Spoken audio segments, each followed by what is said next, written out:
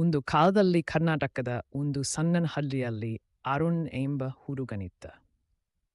ಅವನು ಕುಟುಂಬದಲ್ಲಿ ಹುಟ್ಟಿದ್ದರೂ ದೊಡ್ಡ ಕನಸುಗಾರನನ್ನು ಹೊಂದಿದ್ದ.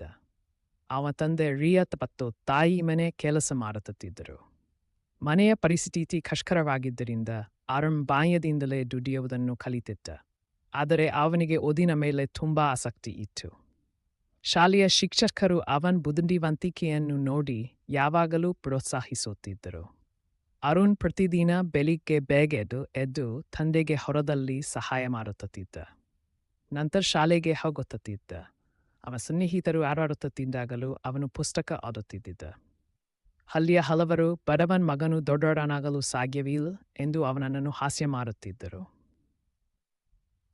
ಆದರೆ ಅರುಣ್ ಅವರ ಮಾತುಗಳನ್ನು ಮನಸ್ಸಿಗೆ ತೆಗೆದುಕೊಳ್ಳಲಿಲ್ಲ. ಒಂದು ದಿನ ಹಳ್ಳಿಗೆ ಹೊಸ ಶಿಕ್ಷಕರಾದ ಶ್ರೀಹರ ಸರ್ ಬಂದರು. ಅವರು ವಿದ್ಯಾರ್ಥಿಗ ಪ್ರತಿಭೆಯನ್ನು ಗುರುತಿಸುವಲ್ಲಿ ಪ್ರಸಿದ್ಧರಾಗಿದ್ದರು.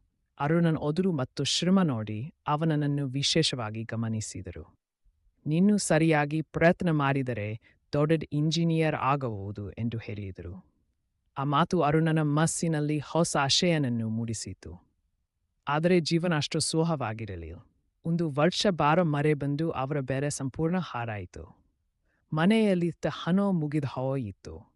ಅರುಣ ತಂದೆ ಸಾಲದಲ್ಲಿ ಮುಳುಗಿದರೆ ಅದನ್ನು ನಿಲ್ಲಿಸಿ ಕೆಲಸಕ್ಕೆ ಹೋಗಬೇಕೆಂದು ಕುಟುಂಬದವರು ಯೋಚಿಸಿದರು. ಆ ರಾತ್ರಿ ಅರುಣ್ ತುಂಬಾ ಅತ್ತನು. ತನ್ನ ಕನಸುಗಳು ಮುರಿದು ಹೋಗುತ್ತಿರುವಂತೆ ಅನಿಸಿತು. ಮರುದಿನ ಶಾಲೆಗೆ ಹೋದಾಗ ಅವನ ಮುಖದಲ್ಲಿ ದುಮ್ಮಸ್ಪಷ್ಟವಾಗಿತ್ತು.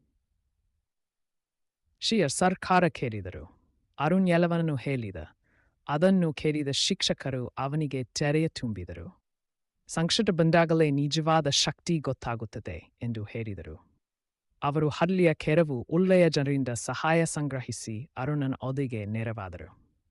ಅರುಣ್ ಮತ್ತೆ ಹೊಸ ಉತ್ಸಾಹದಿಂದ ಓದಲು ಪ್ರಾರಂಭಿಸಿದ. ರಾತ್ರಿ ಇಲ್ಲದಿದ್ದ ದೀಪದ ಬೆಳಕಿನಲ್ಲಿ ಓದುತ್ತಿದ್ದ. ಕೆಲವೊಮ್ಮೆ ಹೊಟ್ಟೆ ತುಂಬ ತೊಟ್ಟವು ಸಿಗುತ್ತಿರಲಿಲ್ಲ. ಆದರೂ ಅವನು ಕನಸನ್ನು ಬಿಟ್ಟುಕೊಡಲಿಲ್ಲ. ಪರೀಕ್ಷೆಗಳು ಹತ್ತಿರ ಬಂದಾಗ ದಿನರಾತ್ರಿ ಓದಿದ. ಕೊನೆಗೂ ಪರೀಕ್ಷೆಯ ಫಲಿತಾಂಶ ಬಂದ ದಿನ ಸಂಪೂರ್ಣ ಹಳ್ಳಿ ಆಶ್ಚರ್ಯಚಕಿತರಾಯಿತು. ಅರುಣ್ ಜಿಲ್ಲೆಯಲ್ಲಿ ಮೊದಲ ಸ್ಥಾನ ಪಡೆದಿದ್ದ. ಹಳ್ಳಿಯವರು ಅವನನ್ನು ಮೆಚ್ಚುತ್ತಿದ್ದರು. ಹಿಂದೆ ಅವನನ್ನು ಹಾಸ್ಯ ಮಾಡಿದವರೇ ಆಗ ಪ್ರಶಂಸಿಸುತ್ತಿದ್ದರು. ಸರ್ಕಾರದಿಂದ ಅವನಿಗೆ ವಿದ್ಯಾರ್ಥಿ ವೇತನವೂ ದೊರಕಿತು. ಅರುಣ್ ನಗರಕ್ಕೆ ಹೋಗಿ ಇಂಜಿನಿಯರಿಂಗ್ ಕಾಲೇಜಿನಲ್ಲಿ ಸೇರ್ಪಡೆಯಾದ. ಮೊದಲ ಬಾರಿ ದೊಡ್ಡ ನಗರವನ್ನು ನೋಡಿದಾಗ ಅವನಿಗೆ ಭಯವಾಯಿತು. ಎಲ್ಲರೂ ಇಂಗ್ಲಿಷ್ ಮಾತನಾಡುತ್ತಿದ್ದರು.